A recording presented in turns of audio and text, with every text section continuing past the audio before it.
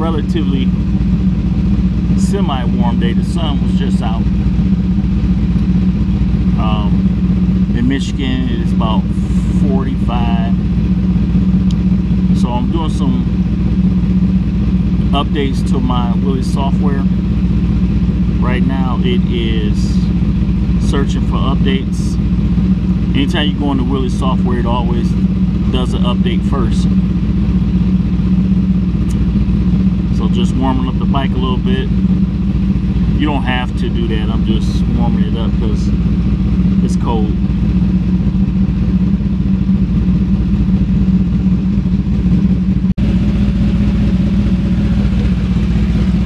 There's my baby.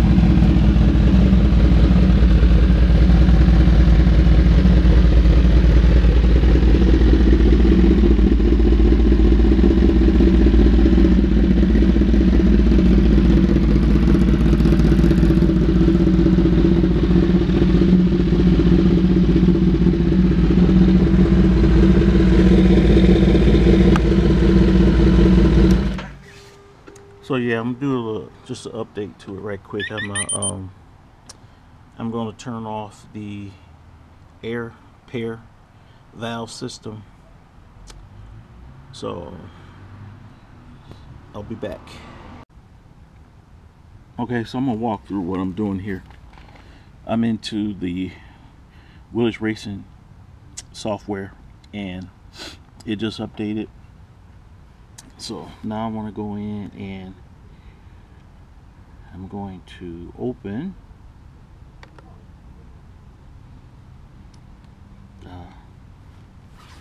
one of my files.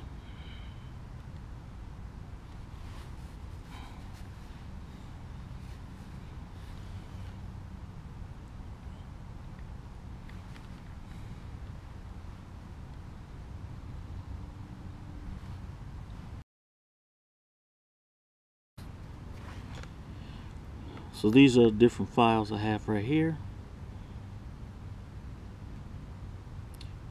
corresponding by the date, the time, and I'm just gonna go to the last one.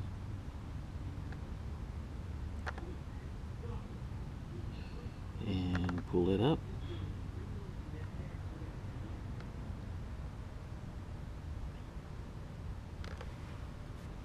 So this is the one I'm gonna be working with right here.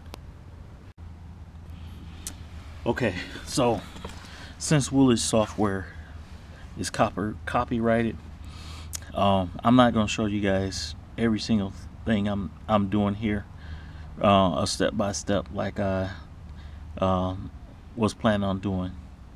I don't want to get into any trouble with Woolich Racing. But anyway, I'm just going here, and right now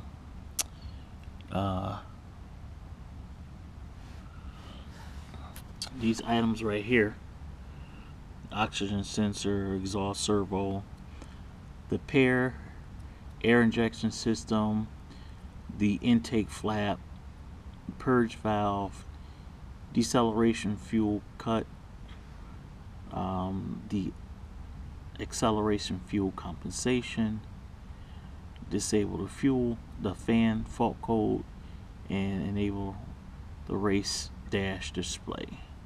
So the only thing I'm changing here today is this pair injection system.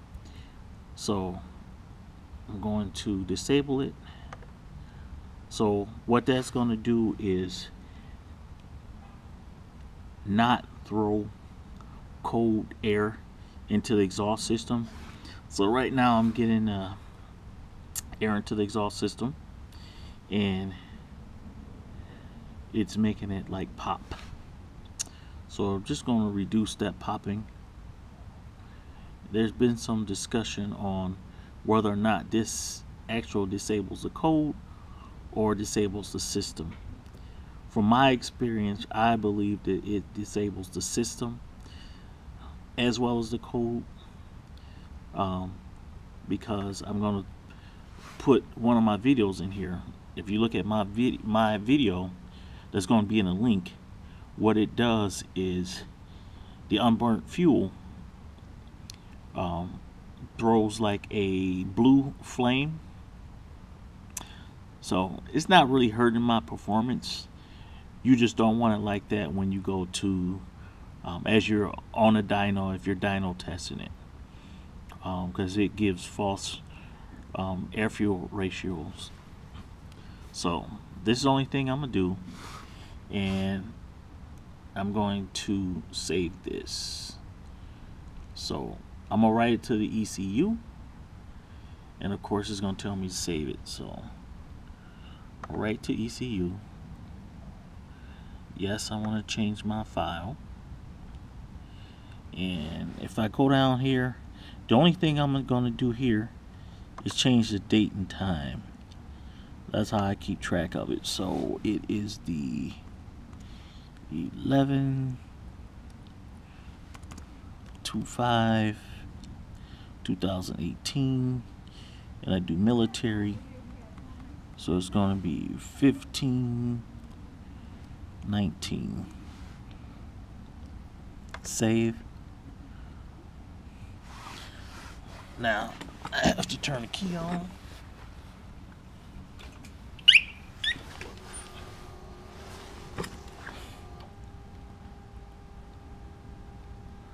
Okay.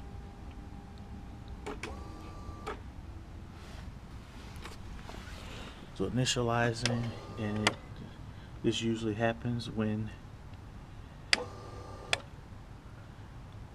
it is rewriting the software, the ECU. So it just takes a minute or two. It's going to rewrite the software.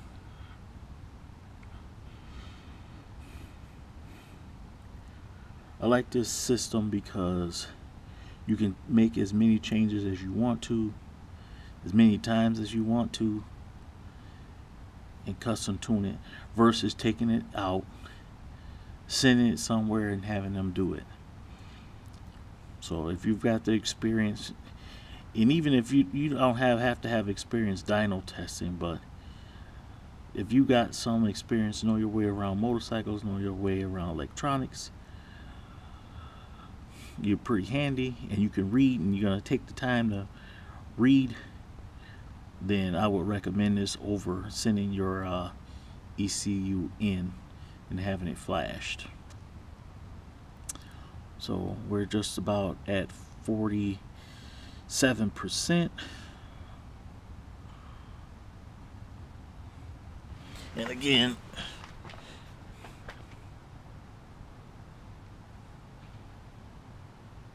just blinks. The only bad thing is if you mess up, got a loose connection, something like that, then it's gonna stay like this until you do it the complete the correct way.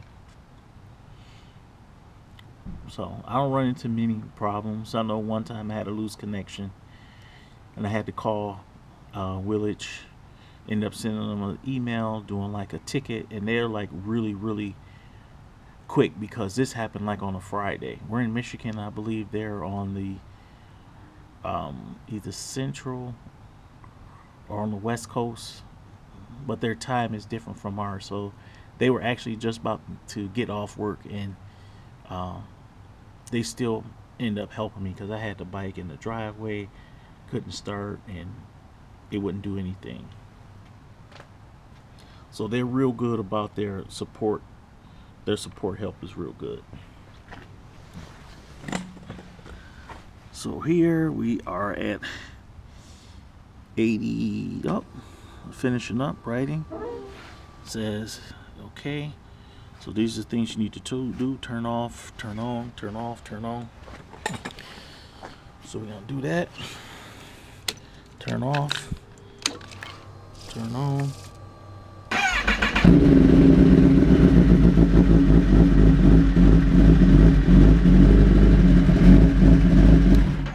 Turn it off.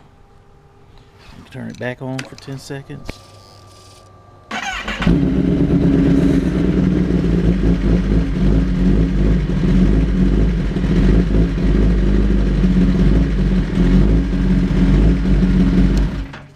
Now, this is the link here. I'm just gonna unplug unplug this.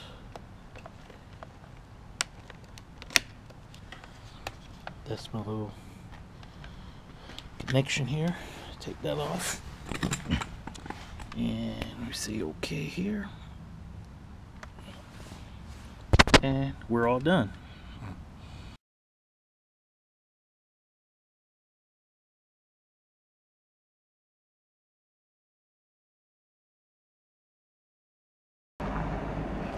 Okay, this is a test just to see how the bike runs now after the air pair system has been disabled.